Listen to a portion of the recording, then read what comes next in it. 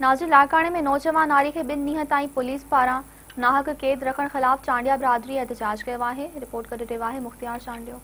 जी नाज़रीन, हींअर असीं मौजूद आहियूं लाड़काणो प्रेस क्लब जे ॿाहिरां, जिथां चांडिया बिरादरी जे सान्या वंदन ऐं लाड़काणे जे सियासी समाज जे धुरनि पारां 3 ॾींहं अॻु रमतपुर थाणे जी हदुनि मां जेका आहे मासूम न्याणी अतिया चांडिया खे गिरफ़्तार करे SH असगर सोलंकी पंहिंजे थाणे जी हदुनि में रखियो।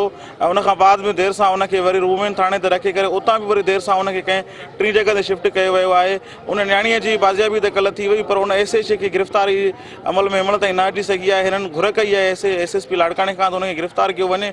अचो त हिन हवाले सां उन्हनि जे वारसनि ऐं लाड़काणे जे सियासी समाज जे धुरनि ऐं सान्या वंदन सां गुफ़्तगू कयूं त हुननि जो वधीक छा चवणु आहे। सो कानून आइन चवे थो जेकॾहिं को बि माण्हू क्रिमिनल एक्टिविटी में मुलविस आहे उनजे मथां FIR दाख़िल करे उनखे अदालत में पेश करिणो आहे। पर हिकिड़ी मामूली 20,000 रुपए जी चोरी जे एवज़ SHO जेको आहे उनजी जेका टीम आहे बदमस्ती करे उन्हनि चादर चौदीवारी जो तक़दुस पायमाल करे हथियार बंदनि सां सिविल ड्रेसनि में घर में गिड़ी मासूम न्याणियुनि ते तशदुद करे उन्हनि खे गेले खणी वञी ऐं 3 ॾींहं मुसलसल जेको आहे ख़ानगी निजी टार्चर सेलनि में 15-16 सालनि जी न्याणी अतिया चांडिया उनखे घिरायो त उनखे नशो ॾिनो वियो आहे। उनजा वाला बिला थिया विया आहिनि। अहिड़ो त दहशतगर्दनि सां बि सुलूक कोन कंदो आहे। मुल्क जो आइन कानून चए थो जेकॾहिं को माण्हू ॾोही आहे त उनखे अदालतुनि में पेश कयो। उनजे बावजूदि जेकॾहिं वारस कल्ह सरापा एहतजाज थिया त SSP बि ॻाल्हि मञण लाइ तयारु कोन। छोकिरी असां वटि कोन आहे। छोकिरी ॾेई हाणे वारसनि ते प्रेशराइज़ था कनि। वारसनि खे चवंदा जेकॾहिं SHO धमकियूं थो ॾे, चए थो जेकॾहिं मुंहिंजे ख़िलाफ़ु अदालत में वियो या का कंप्लेन कयो त मां तव्हांजा जेके मर्द आहिनि भाइर आहिनि उहे खणी ऐं उन्हनि खे हाफ़राए कंदुमि, तव्हां मथां दहशतगर्दी जा केस दाख़िल कंदुमि। बिलावल भुट्टे ज़रदारी जो हल्को आहे,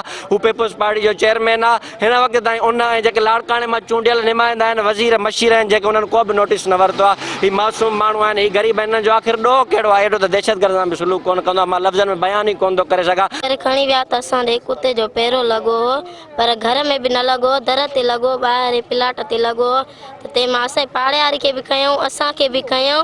तंहिंमां मुंहिंजी पाड़े वारी खे छॾियऊं, बाक़ी मूंखे न छॾियऊं। मूंखे माना 3 ॾींहं माना इहो रुलायो अथऊं, मूंखे ॾाढो रुलायो अथऊं।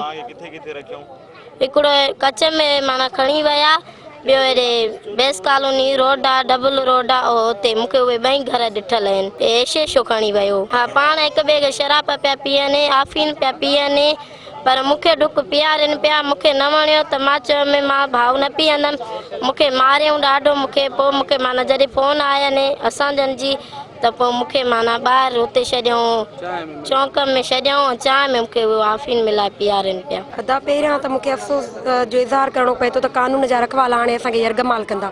जेकॾहिं काई चोरी थिए थी त FIR थींदी न, FIR थींदी, वरी उहा कोर्ट में पेश कबी। ईअं थोरी आहे त तव्हां माण्हू ई खणी हुनखे वतो घुमाईंदा हुते हुते।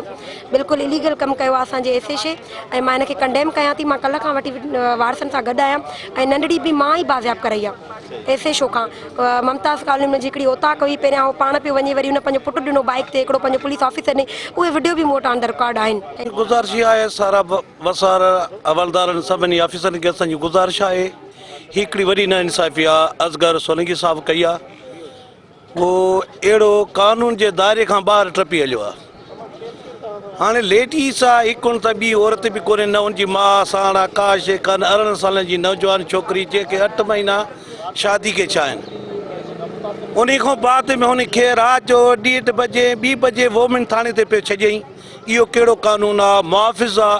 हींअर असां इहे बि उन्हनि जा बच्चा आहिनि, पाण बि न्याणियुनि बच्चनि वारो आहे, पर SHO इहो जेको करप्शन आहे, शराब आफ़ीम खाइण वारो माण्हू, इन खे हफ़्तो खनि थी थो दोस्तनि ॿुधायो त ओठा चौंक ते राति जो गाॾी वञी होटल में हई।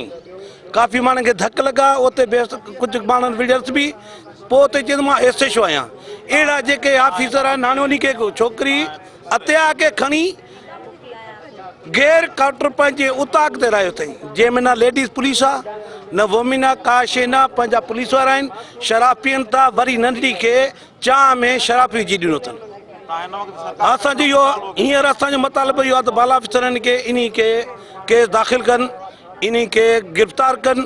सिंध चांडिया वेलफेयर एसोसिएशन जी तरफ़ खां ऐं मां इहो ई चवंदुमि त न्याणी खे 3 ॾींहं SHO कहिड़ी जॻहियुनि ते रखियो, किथे रखियो, कीअं रखियईं। मां इन जे लाइ गवर्नमेंट खां पंहिंजे खां मुतालबो थो कयां त SHO खे फौरी तौर ते गिरफ़्तार कयो वञे, उनखे अदालतुनि जे कटहरे मां घुरायो वञे, उन जी फौरी तौर ते गिरफ़्तारी कई वञे। असां इंतिहाई सख़्तु लफ़्ज़नि में पहिरियां त मज़मत था कयूं SHO जे इन रवैये जे ख़िलाफ़ु।